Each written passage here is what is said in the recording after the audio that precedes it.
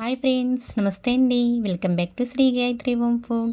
ఈరోజు మన కిచెన్లో హెల్దీ దోశల రెసిపీ చూపించబోతున్నాను.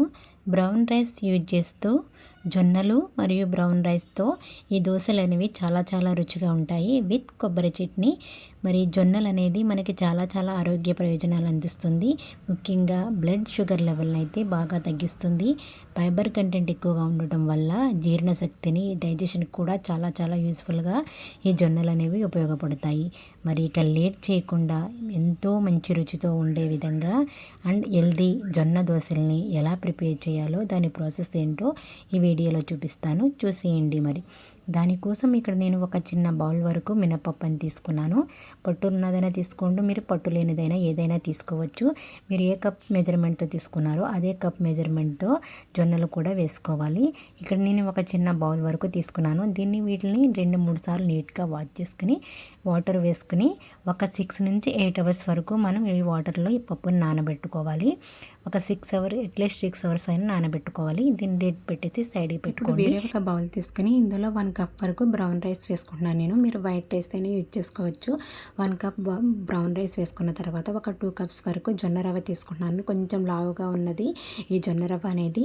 మీరు ఈ ప్లేస్లో జొన్నలు కూడా యూజ్ చేయొచ్చు. నేను ఇక్కడైతే పచ్చ జొన్న రవ్వ తీసుకున్నాను. అలాగే 1 టేబుల్ స్పూన్ వరకు మెంతులు, ఒక 2 టేబుల్ స్పూన్ వరకు పచ్చిశనగపప్పు వేసుకుని వీటిని మొత్తాన్ని మనము నీట్గా 2-3 సార్లు వరకు శుభ్రంగా వాష్ చేసుకున్న తర్వాత వాటర్ వేసుకుని ఒక 8 అవర్స్ వరకు వాటర్లో సోక్ చేసి పెట్టుకోవాలి.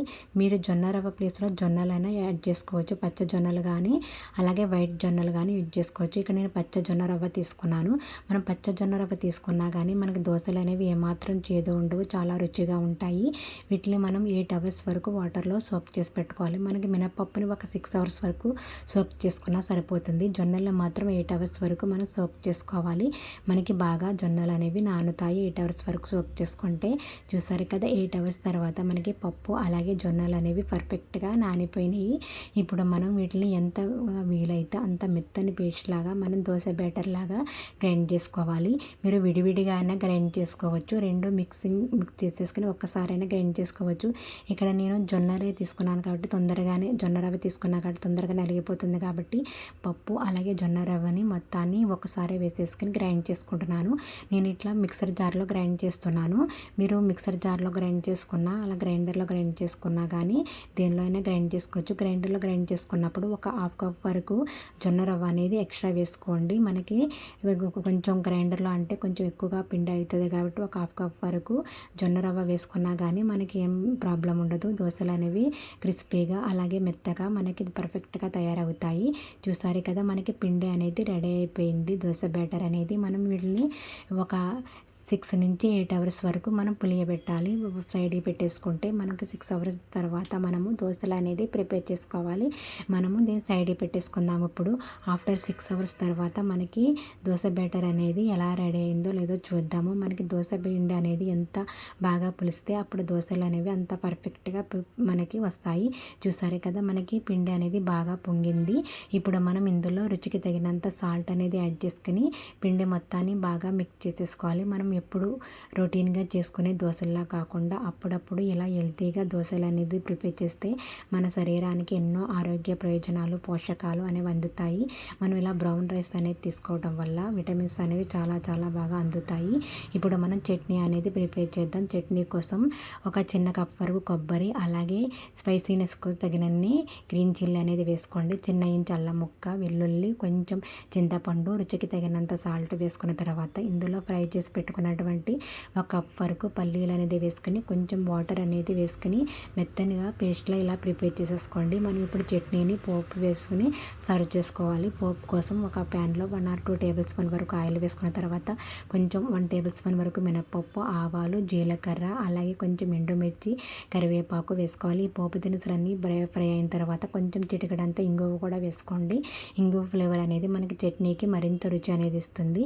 ఈ పోపు మొత్తం ఫ్రై అయిన తర్వాత మనం కొబ్బరి చట్నీలో వేసేసుకుని సర్వ్ చేసేసుకోవటమే. కొబ్బరి చట్నీ అనేది మనకి చాలా సింపుల్ సింపుల్గా క్విక్గా ఫాస్ట్గా తయారైపోతుంది. ఈ జొన్న దోశలకి పర్ఫెక్ట్ చట్నీ అయితే కొబ్బరి చట్నీ. మనం టమాటో చట్నీ, అల్లం చట్నీతో కూడా సర్వ్ చేసుకోవచ్చు. కొబ్బరి చట్నీ అయితే మనకి రెడీ అయిపోయింది. ఇప్పుడు మనం దోశలను ఎలా తయారు చేయాలో చూద్దాం.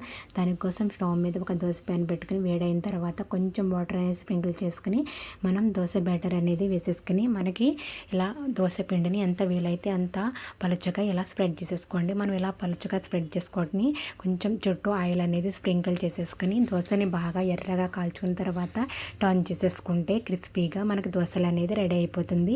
కొంతమంది మెత్తగా దోశలు అనేది తినాలనుకుంటారు. అటువంటి వారికి మనం కొంచెం మందంగా దోశ ప్యాన్ అనేది వేసుకొని కాల్చుకుంటే మనకి మెత్తని దోశలు అనేది రెడీ అవుతాయి. మనం ఈ జొన్నలతో మెత్తగా అలాగే క్రిస్పీగా మనకి ఎలా కావాలితే అలా దోశలు అనేది ప్రిపేర్ చేసుకోవచ్చు.